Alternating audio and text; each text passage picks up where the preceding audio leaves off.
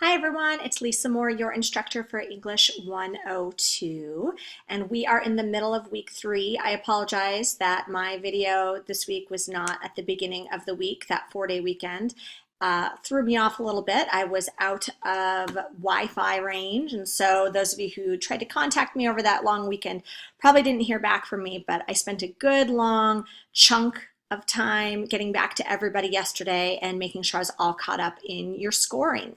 So last week we had the discussion group where you tossed around ideas for what you may want to research in this class. At this point, I need to make sure that you have gotten an approval on a topic. I'd probably prefer to do that before you do prospectus number 1, because if you write prospectus number 1 without a guarantee that I've approved your topic, then you're going to have to redo prospectus number 1. So I don't want anybody to be like horrified by that. So if you didn't see me say in the comment section of the discussion group when I graded your discussion, if you didn't see me say that was great, this works, etc., like possibly I may have asked you to email me or to message me so we could talk more about your topic. Yeah, do that if you have been instructed to talk to me or you haven't gotten approval, especially if you're one of the people who posted in that group, here's a great topic, here's a great topic, here's a great topic, I don't know. Well, it's time to know. So please get with me over Messenger in Canvas, and I could help make sure that you're on the right track. Last week you also did a small practice annotated bibliography.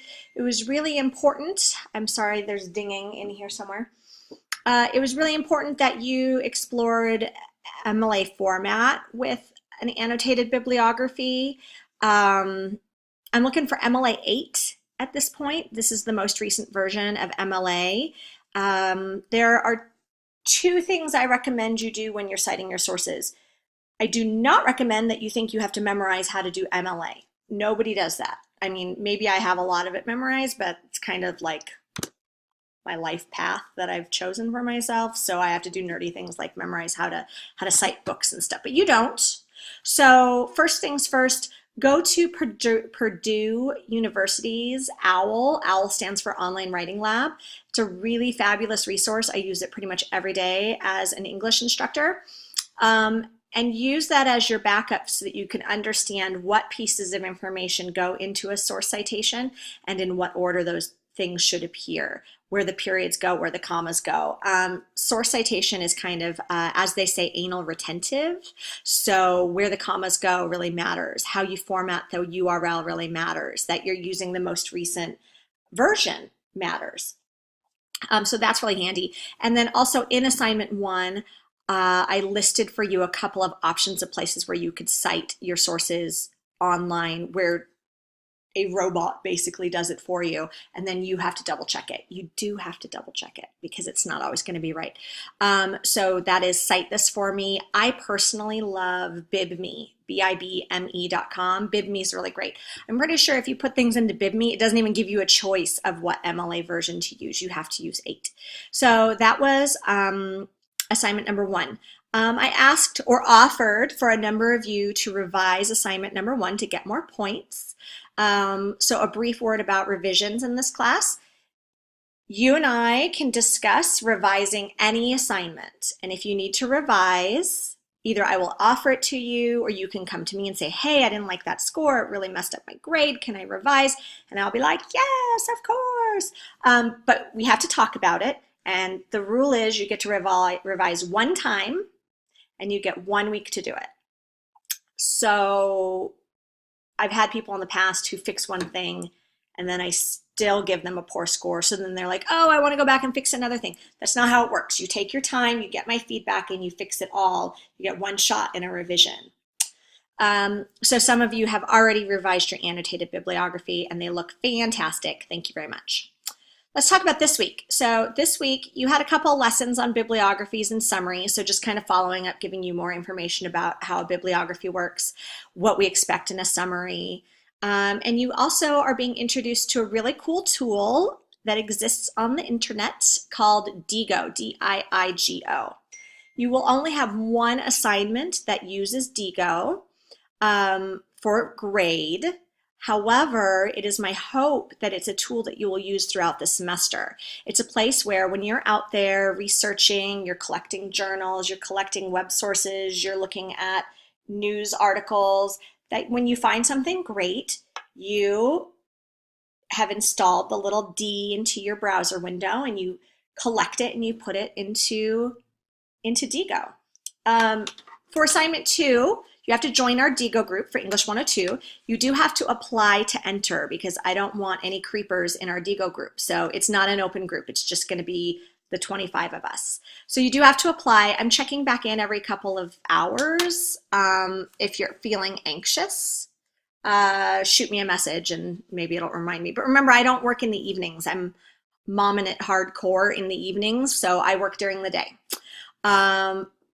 Don't leave this until Friday and then be begging to get into the Diigo group at 9 p.m. because sorry, you're not going to get into the Diigo group at 9 p.m. on a Friday night. I'm going to be probably watching some animated Netflix craziness with my 10 and my 7-year-old. Okay, so that's Diigo. Oh, I remember what I was going to say. So after this assignment, here's how I would use Diigo if I were in your shoes. As I find these assignments or these articles and things that I want to keep, I would really use the tags and I would think about how I want to use them. And maybe if I found something that's going to be a part of my counter argument, I'm going to tag that as counter argument. Maybe if it's one of my main points and I have a main point of medical benefits, I don't know what you would be writing about, but there's an idea. I would tag that so I would know, oh, this is for main argument 1. This is for main argument 2. This is for my counter argument. This is for my rebuttal. Think about how you might use those things.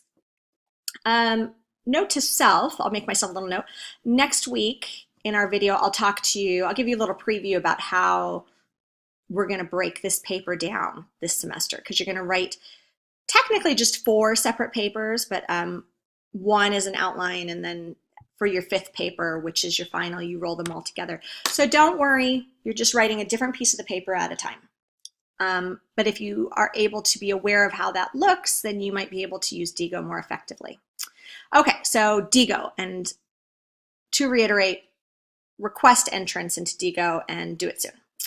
At the end of the week, proposal 1 is due, prospectus 1 is due to me. And in that, I'm asking you to write a research question. And you need to read the handouts and watch. There's kind of a cheesy video, but it'll do.